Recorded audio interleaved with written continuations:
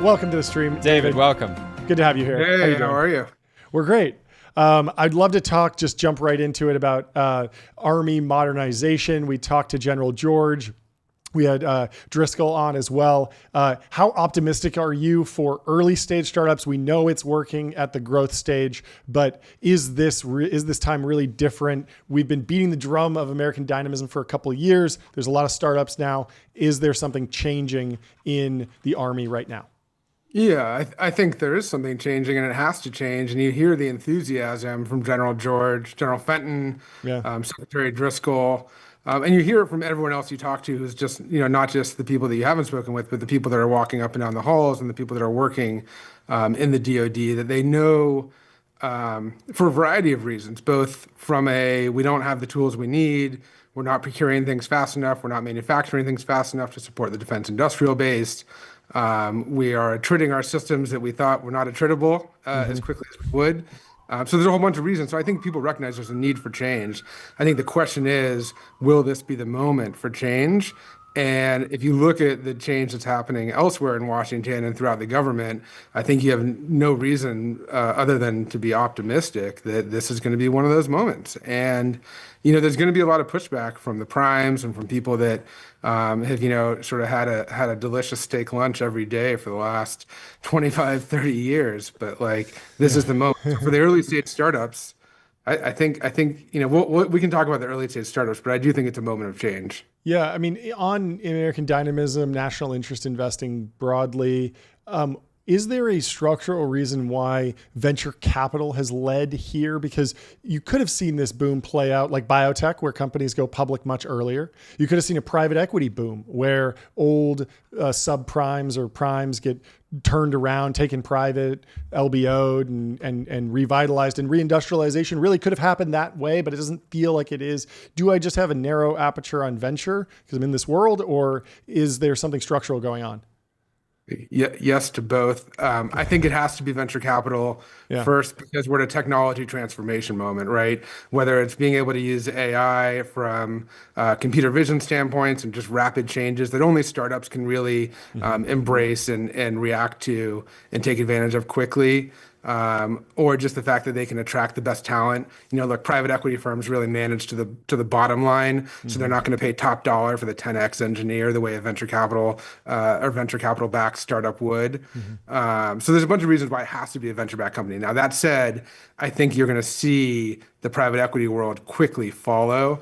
All these small subprimes and people that contribute to the manufacturing base are going to not be able to keep up with the demand, and I think are going to end up getting rolled up.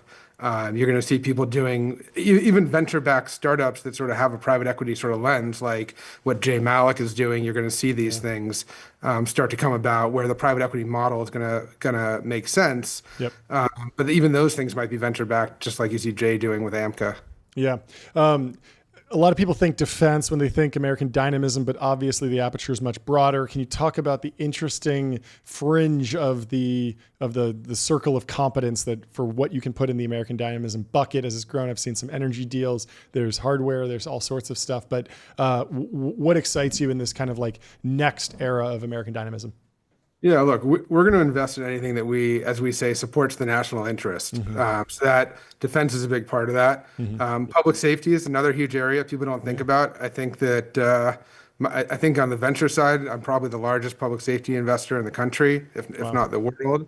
Energy, we have this insatiable thirst for energy. So whether it's on energy generation or energy transmission or energy storage, those are all huge opportunities. The battery ecosystem that we live in today is entirely dependent on China. That might be at risk down the road. So we need to have an energy storage infrastructure in this country that's not dependent on China. That creates a whole bunch of supply chain opportunities. So everything from mining to reprocessing and production of minerals and turning those things into batteries is really important. So the aperture is wide. And then I would include everything from transportation, logistics, education. The tent is big. Umbrella welcomes anybody that wants to build for American dynamism, but the investments tend to focus on defense, energy, space, public safety. those things. On energy, I know you're in Radiant. I'm a huge fan of Doug. What he's building is fantastic, and but it is small modular reactors. I think 1 megawatt reactors designed to replace a traditional diesel generator. I'm kind of cautiously optimistic that we're going to see someone figure out how to just copy paste Diablo Canyon all over the country. But it feels like that might need some sort of change on the regulatory side. Are you optimistic about that being the catalyst, and will that happen? Or do we just need an entrepreneur who says, you know what? I don't care about the red tape. I'm going to go figure it out. I'm going to go copy paste Diablo Canyon 45 times. Or is that not even the right strategy? So look, we are all three of us on this on this pod right now have survived the greatest nuclear disaster in modern history, which is that after the Vogtle 3 and after Vogtle 4 reactors came online, we didn't just go build Vogtle 5, 6, 7, 8, 9, take all the workers who knew how to do it, all the supply chain pieces of the cement makers and the steel manufacturers who knew how to make all the components and pieces, that we didn't just take them and stamp them out across the country. Like that was the biggest miss in our lifetimes, frankly, and it's very depressing. Now that said, from a startup standpoint, whether it's Radiant, and you are correct, it's 1 megawatt. I think there's only two ways to win in nuclear. You have to do it at 1 megawatt or the like thousand, the gigawatt scale. And there's a bunch of reasons why I think Radiant will work and why the gigawatt scale can work. And one change on the regulatory front that I think people don't appreciate. Yes, we need reform in the NRC, and we need the regulators to be much more productive and positive to approving new reactors and making the fuel supply chain more readily available. But one of the things that's held up new reactor designs for so long is that when you make a change to your application or you make a change to your design, you then have to go through this hugely laborious process of figuring out all the different statutes and regulations that your change impacts. And there's an entire army of consultants that get paid tens of millions of dollars a year to just help navigate all of the requirements for nuclear regulatory process or fuel, how to transport fuel, all these things.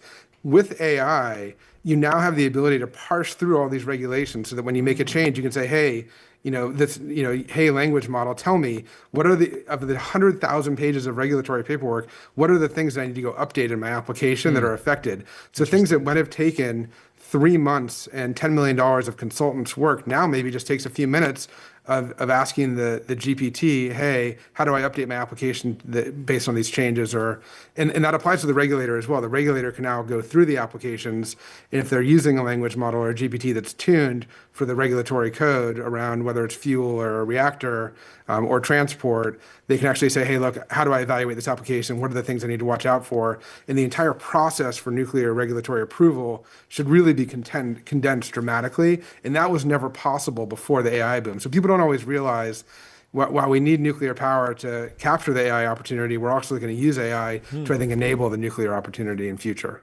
That's very cool. Jordy, do you have anything? Or question? My main question is, I'm sure this is something that you guys talk about internally, but you have these categories, right? And let's call it defense, public safety.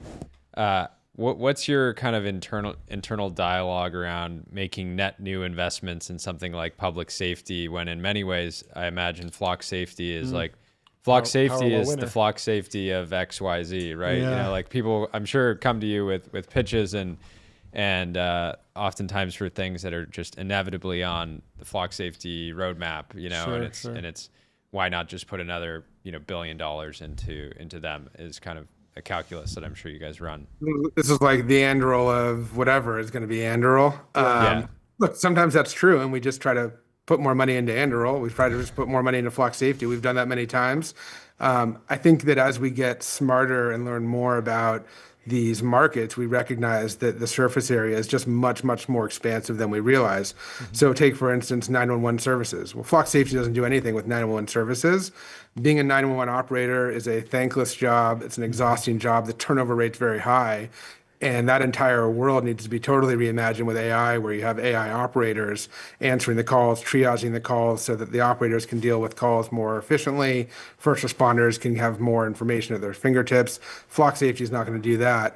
Another example, you read constantly about what's happening at Newark Airport with the the FAA air traffic control system breakdown. Obviously, a venture-backed startup can do a much better job than whatever we've had for the last 30 years trying to make, the air traffic controllers better equipped with, really dated radar systems, not getting the information they need about what's happening down on the ground at the airports.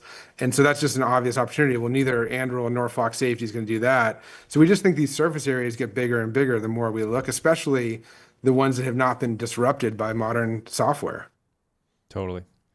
Yeah, that makes sense. Last question on space investing. There's a lot of startups that are predicated on declining launch costs. Are you seeing the trend in launch cost pricing and dollar per kilogram to orbit on trend or ahead of trend, or are we lagging there? You would have to ask my partner, Catherine. I'm not the space expert, I have to confess. But I think that the cost is going down. And, we're seeing companies that are now in sort of that next echelon of what happens now that launch is achievable. Sure. What about when we really expand and be able to return things to Earth, reliably and quickly? Varda's made a lot of progress there. So when that really unlocks, then what companies come next, I think is a question to ask and that we're asking. Yeah, she's been on the show. We didn't get to ask her that, but we'll have to ask her the next time that she's on. But thank you so much for taking the time to chat with us. This was really great. Yeah, great to finally have you on. And enjoy the rest of LP Day. We'll talk to you soon. Cheers.